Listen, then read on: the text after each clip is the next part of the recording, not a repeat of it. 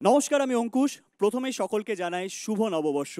আর এখন থেকে আপনাদের ফেভারিট সিরিয়াল ও সিনেমা আপনারা দেখতে পাবেন জি5 অ্যাপে একদম বিনামূল্যে। তাহলে আর ভাবছেন কি? ডাউনলোড করুন জি5 অ্যাপ। এসো আমার সাথে।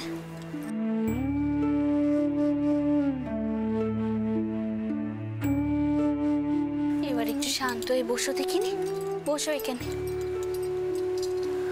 ইস, তোমার কাপড় চোপড়ে তো কি নোংরা লেগে আছে। তুমি একটু বসো, আমি তোমার জন্য ধোয়া কাপড় নিয়ে আসছি।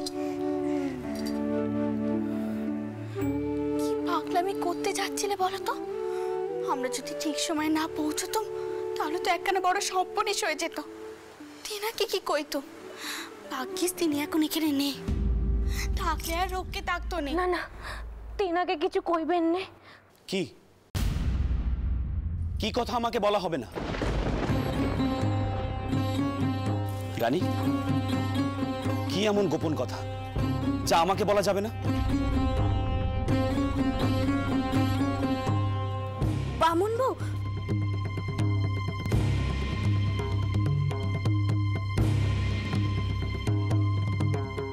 বামুন বউ, তুমি আমার সঙ্গে এসো, কাপড় কানা বদলে নেবে।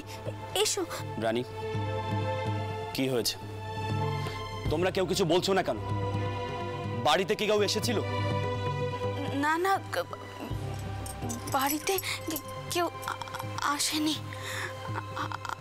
আসলে ওই মেয়ের মনে হয়েছে ওই সংসারের বোঝা।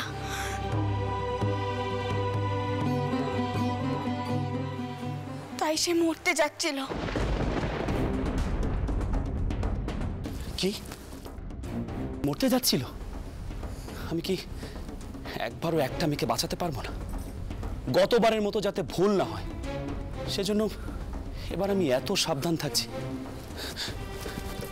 আর সেই তুমি মরতে যাচ্ছিলে। আমার এত চেষ্টাকে তুমি ব্যর্থ করে দিচ্ছিলে মা। আমি আর এমনটি করব না, আমার ভুল হয়ে গেছে, আমি অন্যায় করে ফেলেছি। আমি আপনাকে দুঃখ দিতে চাইনি। আমাকে নিয়ে এই সংসারে এত সমস্যা হচ্ছে, তাই ভাবলো। সমস্যা হতো না বামুন, যদি এই সংসারে সকলের মন পটটাউরের মতো হতো। তা তো নয়।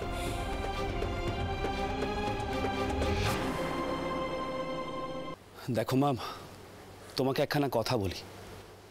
আমরা সতীদাহর বিরুদ্ধে লড়াইয়ে নেমেছি, যাতে বিধবা মেয়েরা সমাজের বুকে মাথা উঁচু করে বাঁচতে পারে, সেই চেষ্টা করছি। আর তোমরাই যদি আমাদের পাশে না দাঁড়াও, এভাবে হেরে যাও, তাহলে এই লড়াই আমরা কোনো দিনও জিততে পারবো না।